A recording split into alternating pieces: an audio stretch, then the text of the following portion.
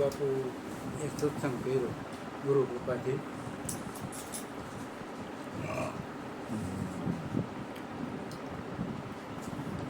તો એને કંઈ લાભ કરો એમ નિત્ય સત્સંગ હલાવે એને શું લાભ? લીધો કોઈ કાંઈ મેળવી લેવું કે આ કે એના માટે નથી થતા. ગુરુ વચને સત્સંગ હલાવે ને અહીંયા જે આવે છે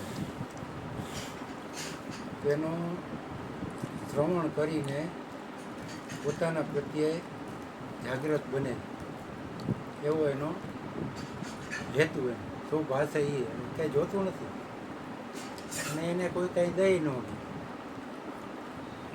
સત્સંગમાં વાત થાય કે ગુરુને કોઈ કાંઈ દઈ ન હોય. જે કંઈ છે એ ગુરુનું તો આપણે આપણું માની બેઠા હતા. પછી આપણને જ્ઞાન કરાવ્યું કે તું આ નથી આ છું, પણ તોય હજી જીવનમાં આપણે એટલી કચાશ છે કે છૂટતું નથી. તો એ આવી રીતના અહીંયા સત્સંગ થઈને આવ્યું તો જાગૃતિ રહી આપી થોડી. એટલે કે ભાઈ એક ઘડી આધી મેં પુનિયા તુલસી સંગત સંત કી કટે કોટી અપરાધ. તો સત્સંગમાં આવવાનો ફાયદો ખરેખર આપણી એવી કોઈ લાયકાત નથી કે આપણે એ બેહીએ. કાંઈક હોય છે તો આપણને આટલો ટાઈમ મળે છે.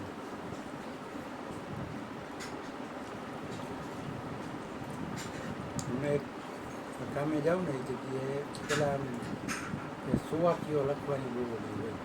નિશાળમાં ને એમાં પ્રથા હોય, સુવાક્યો લખે બોર્ડમાં. સુવાક્યો લખે એટલે એને શું થાય કે જે વિદ્યાર્થીઓ છે એને શુદ્ધ વિચાર આવે. સુવાક્યોમાં કંઈક એવું હોય કે એના વિચાર એમાંથી બદલે એટલે એ ભણતર કરતાં એમાંથી ઉપર ઉઠે. આ એક જાતનું ભણતર જ છે. હું કામે જાઉં ને ત્યાં આખી સોસાયટી છે, પછી પાછળની શેરીમાં એની ઓફિસ છે. ઓફિસની બાયણે જે વ્યક્તિ એમના હોય મેનેજર કે એ સુવાક્ય લખે. એ સુવાક્ય એક લખ્યું, જો પ્રાપ્ત है वो पर्याप्त है, जो प्राप्त है वो पर्याप्त है, बस इतना समझ लीजिए तो सुख बेहिसाब है. પણ આપણી ઈચ્છાઓ એટલી અપરંપાર છે ને કે હજી કાંઈક મેળવી લો, હજી કાંઈક મેળવી લો. એ નથી આપતું કે આપણને જે મળ્યું છે ભજન નહીં છે કે મારી લાયકાતથી તે મને વધારે આપ્યું. ભજન કંઈક છે એવું થોડી યાદ નથી આવતું. આપણી લાયકાત કરતાં ખરેખર આપણે વધારે મળ્યું તોય હજી આપણે મેળવવાની કંઈક ઈચ્છા રહીએ. તો એમ સમજાય ભાઈ જે મળ્યું છે એ ઘણું છે તો સુખ બેહિસાબ. કે સિકંદરની વાત કરે સત્સંગમાં કે જ્યારે મૃત્યુ પામ્યો ત્યારે કે મારા હાથ છે ને કે ખુલ્લા રાખજો, કે મારો જનાજો નીકળે ત્યારે ખુલ્લો રાખજો, લખજો કે સાથ ક્યાં લઈ ગયા. અગર લગભગ સિકંદર એટલે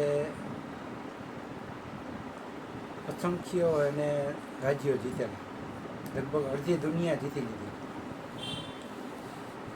તો અંતે એને કહેવું પડ્યું ભાઈ સાથ ક્યાં લઈ ગયા,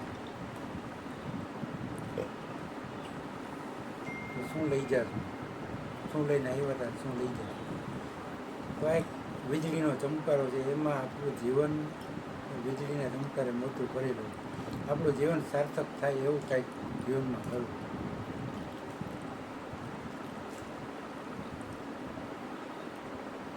ક્રિયાથી નહીં. એક લેખમાં મેં વાંચેલું કે તમારા શબ્દો કરતાં તમારું જીવન બીજાને વધારે શિખામણ આપી દે છે.